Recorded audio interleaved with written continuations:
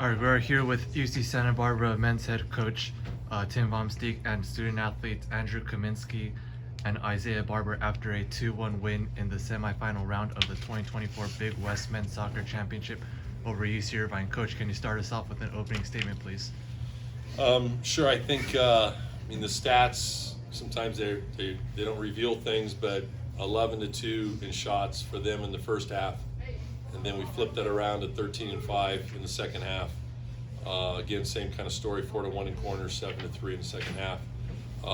So a tale of two halves.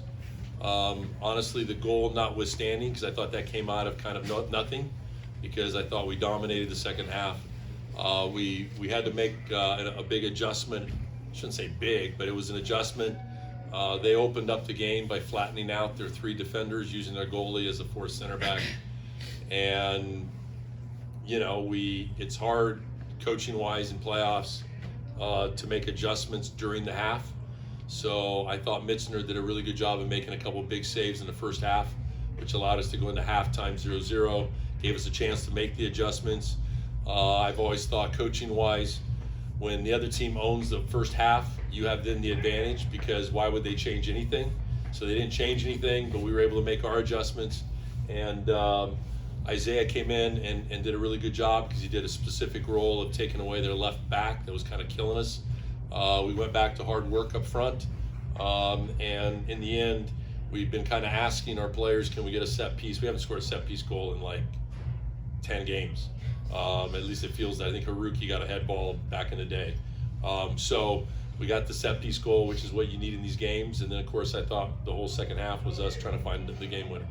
So, yeah, I think that's kind of the story of the game.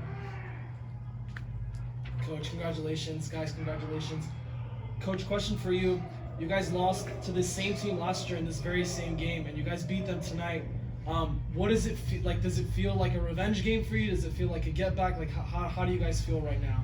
Well, I think the difference, one of the things you're proud of this season was specifically we went undefeated at Harder Stadium. It's at the top of our list every year. If you go undefeated at Harder Stadium, then you're going to give yourself a chance to pick up, wins and maybe have a chance to play postseason. We are, I guess, a little bit hopeful that Davis will step up tomorrow and give us one more game at Harder, so we can always hope for that. But yeah, so to answer your question, the difference between, we haven't beaten Irvine since this year was the first year since 2015. Right. It's just a hard place to play, and but you put us back on this field, and I think that's the difference in the game. So the field, the quality, and our players playing in the home front.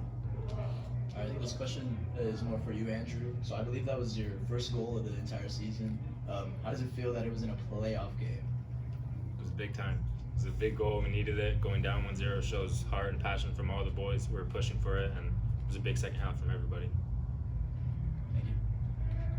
Coach, I want to say congrats on your big win too. What's your strategy for the championship game? Well, of course, it depends on who we play, and the reason why it depends on who we play is where we play. If we have to go up to play at Cal Poly, it's a nightmare. It just is, and we have to figure out a way to play differently than we did last time up there. If it's Davis here, we had a great game against Davis here. Obviously, we feel really good about playing anybody at Harder Stadium. So I guess to answer your question, our preparation will start Sunday at 3 o'clock once we know who we're playing. And, at some point you're going to have to go dig a win out. I say, playing Cal Poly is a nightmare because it's just so different than our environment. At the same time, you're going to have to go play in Indiana. You're going to have to go play at Wake Forest. You're going to have to go play somebody at UCLA or whoever's out there. You're going to have to go pick up that win. So it just happens that it's going to come a week earlier than when the NCAA starts. But all the teams from now on in are going to be tough games, and we have to find a way to win. And next, I guess Friday is the day that is the championship. I think that's what the coaches voted, which I actually think is a good thing, because we were having trouble playing that championship on Saturday, turning around Sunday, then having to play potentially an NCAA game on Thursday. So playing Friday gives us whoever wins, I guess. The other thing that's interesting for us is I do think we have a chance as an at-large team. If we can find a way not to lose on Friday, and you might say, well, how does that happen? Well, if you go to penalty kicks, the game goes down as a tie. Our RPI should hopefully bump up tonight a little bit, and we'll all see how it plans out. But we're right on the edge of being in a position where win or lose or tie, maybe we have a chance to get in either way. Can I ask Isaiah a question about the great goal? Actually, this one was actually for Isaiah. Obviously, there was sort of a lot of pressure to make that goal, to really secure the lead. How did it feel getting that goal? It felt great. The ball, didn't really know that it was coming, to be honest. It kind of just, all of a sudden I looked down and the ball was at my feet, and I did my best to keep it on target, and it ended up going in, and it was just great to go up 2-1 and finish the game out. Kind of to tag along to what she was saying about like your strategy to the game, what would it mean to you, the players, and the fans for you guys to secure the final match at Barber Stadium? Well, I think the place would be buzzing next Friday night, to be honest with you. I think it'd be fun. It'd be a great atmosphere. The last time we played in the championship was in 21. When we played actually Irvine, and we kind of blew them out in that game. I think the players would be really excited to get one more home game. But as I said, we just have to be prepared to play whoever comes our way. We just really do.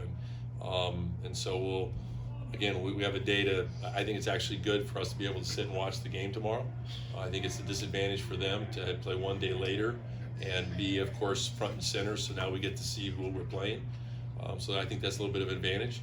And hopefully, obviously, it's no secret we want Davis to win and get that game here Friday night. To the players, can you talk about your teammate Caden Standish's performance with assisted on both of your goals? Yeah, I'll go first. I think Caden's a great player. Obviously, he came in at the right back at the halftime to change things up, and it provides so much more attacking. And Caden Vom Steeg is more defensive in there, so Caden obviously gets around the corners and serves the ball in. Both goals assisted. Yeah, and Caden's been pretty much doing that all season, getting around corners and whipping good balls in the box, and has assisted a lot of goals throughout the season simply by beating players down the line, just whipping crosses in, and he has quality service, so it paid off today. Any other questions? Question for both of you guys, Andrew and Isaiah. We noticed that once Irvine went up 1-0, Alexis was kind of like talking to you guys, trying to get you guys hyped up. What did he say to you guys, and was that like a motivating factor in you guys trying to come back and kind of just take over this game? I mean, I'm not sure exactly what he said, but we've been here before. Like, we've gotten scored on first, and we know what we have to do. We're not going to end our season at home, so we have to put all of our heart and passion into it. Yeah, he pretty much was just like, we're fine, we have time, just keep your head, and we're going to get chances, and we put our chances away today.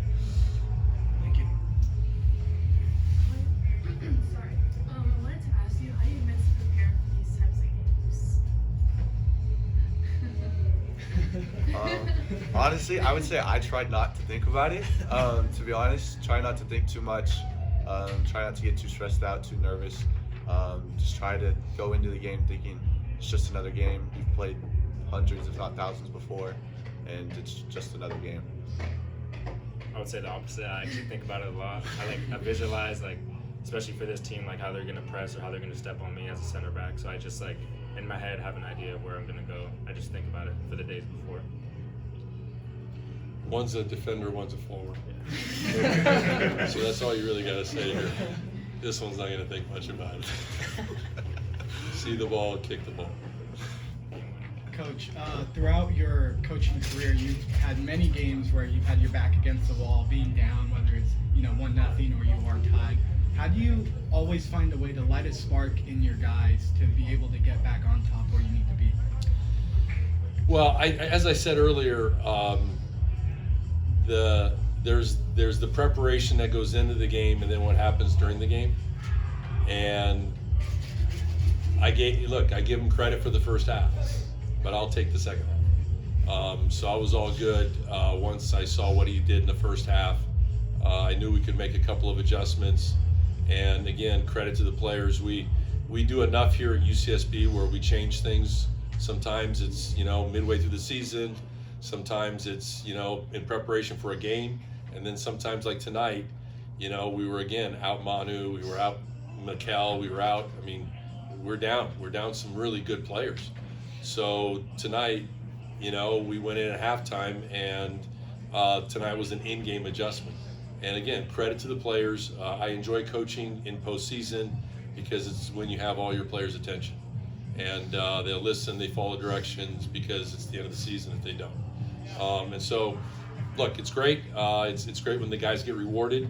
As you guys know, a lot of times you do all the right things and the ball hits off the post.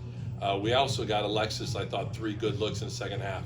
I give him those 3 looks all day long, and we're hoping he gets those back on Friday night because he'll bury those. So we got him going too a little bit in the second half, which wasn't the case in the first half. So again, I guess you coach 500 stinking games, and Yossi and I have been, as you saw, we've been coaching in these games for the past 6-7 years since he got the job at Irvine. He has a very good team. He's a very good coach. His teams are always prepared. And like I said, he surprised me a little bit in the first half. But again, the advantage came to us in the second half. One last thing about the game, which I think is very important, is we knew the last 20 minutes was going to be us because they played Friday night. That's the advantage of being a higher seed. When you play Friday night, their whole defense played 90 minutes, which means the last 20 minutes they're tired. And we took full advantage of it in the second half, and we kept getting after them. And again, we got the 2 goals that we needed.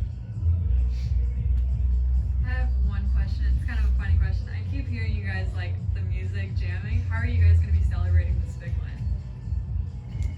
Until midnight. That's the rule. Yeah, until the noise curfew, and then Yeah. then gotta go home. Yeah, midnight is when we enjoy until midnight, and then after that we gotta go. So and that's the way it's gonna be the rest of the year. So hopefully we'll be in this room again next Friday. Yeah. That'd be kind of fun, huh? Yeah, that would be really fun. All right. Hopefully we're here too. Yeah. We'll be. I'll be. Thank you very much, All right, Coach. thank you.